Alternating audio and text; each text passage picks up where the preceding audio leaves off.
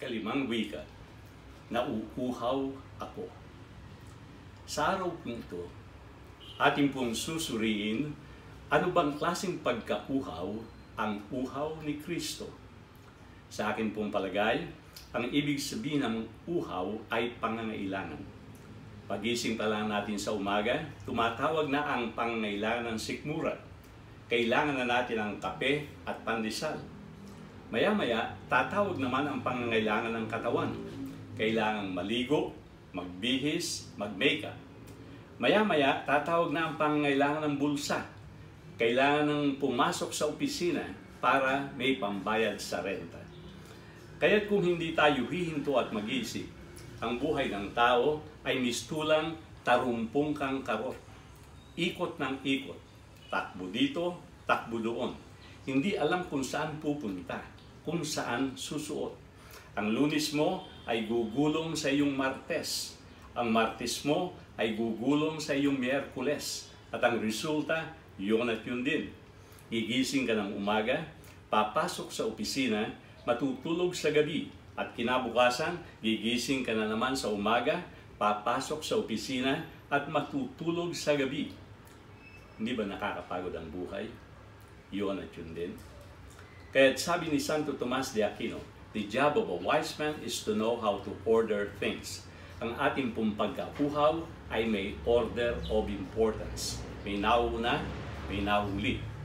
The number one cause of failure here in the Philippines is that people major not in major things but in minor things. Kaya sinasabi ni Jesus, seek first the kingdom of God. Ito po ang major. And everything else, ito ang minor, will be given to you in return.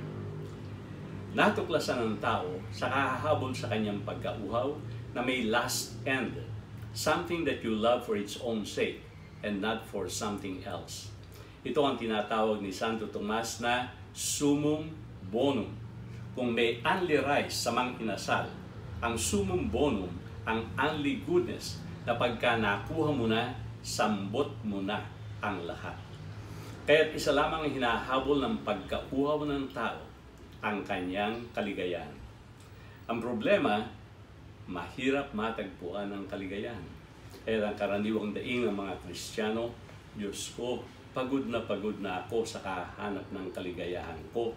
Basag na ang aking bangat. Tuyot na ang aking dila. Bali na ang aking pakpak. Kailan pa kaya ako lilipat? At isang tao ang sumagot kung saan tayo lilipat. Ang kanyang pangalan, Aristotle. Ibang-iba ang hugot niya. Nagulat ako.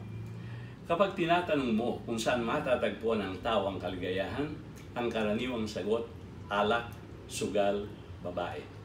Ngunit iba ang hugot ni Aristotle. Ang sabi niya, kung gusto nating masilip ang lihim ng buhay at matuklasan ang ating kaligayahan, kailangan nating suriin ang natura ng mga bagay. Ang natura ng silya ay para upuan. Ang natura ng ballpen ay para sumulat. Ang natura ng ibon ay para lumipad. Kung gayon, ano ang natura ng tao? Ano ang meron sila na walang iba? Ito po ang pag-iisip. Man is a rational animal. Ang hinahabol ng isip ay katotohanan. Kaya't ang sabi ni Aristotle, ang kaligayahan ay matatagpuan sa contemplation of truth. Sumabat naman Santo Tomas. Ang sabi niya, ang sagot ni Aristotle, contemplation of truth ay tama. Pero binago niya ang wording. Sabi niya, beatific vision. Makakamit natin ang ating kaligayahan pagka nakita natin ang pinakamataas na katotohanan, ang Diyos. Now we see God through a glass darkly, but then face to face. Kapag nakita na natin ang katotohanan face to face, lahat ng ating pagkauhaw ay malulunasan. Ito ang contribution naman ni Santo Tomas. Sinagot niya ang mga bagay na nililinyahan ng tao para matagpuan ang kaligayahan. Una, pera. Hindi dito matatagpuan ang kaligayahan ng tao. Ang pera is just a means to an end. Whereas the last end, we love it for its own sake. Ang pera kaya gusto natin ay means para pambayad sa renta, bigas, gatas. At kung hindi pa rin kayo makumbinse kung bakit hindi matatagpuan ang kaligayahan sa pera, mamaya po pag-uwi nyo sa bahay, i-google nyo Lotto winners. Ang mga taong nanalo sa lottery at nagkamal ng limpak-limpak na salapi, winasak ng pera ang buhay nila. Pangalawa, fame. Lahat ng tao gustong sumikat tulad ng artista. Pag artista kasi maraming tagahanga. Ang problema sa katanyagan, short term, hindi long term. Ang last end, permanente. Pagka nakuha mo na, iyon na ito forever and ever. Samantalang ang fame, sikat ka ngayon, bukas laos ka na. Pangatlo, kapangyarihan. Kaya napakaraming politiko dito sa Pilipinas. Hindi pwede ang power kasi like money, it can be used for good and for evil. Samantalang ang tunay na kaligayahan, all goodness, walang kasamang kasamaan. Kasi lahat ng evil may katapusan. Pero ang tunay na kaligayahan, walang katapusan. Pang-apat, pleasure. Let's eat, drink, and be merry, for tomorrow we die. Ang problema sa pleasure, may threshold, may limit. Pag narating mo na ang limit, ang climax, wika nga, then everything goes downhill. Pag pinilit mo, gusto mo pa, pero ayaw na ng katawan mo, then pleasure turns into pain. Ang last end, walang pain. So ano po ang dapat nating gawin sa araw na ito, Biyernes Santo?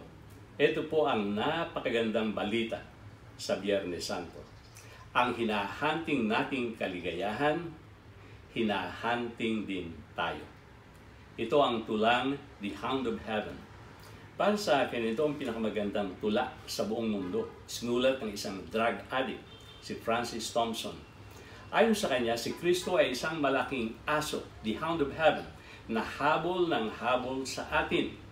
Sa kanyang tula, ito ang sinasabi ni Francis Thompson. I fled him down the nights and down the days. I fled him down the arches of the years. I fled him.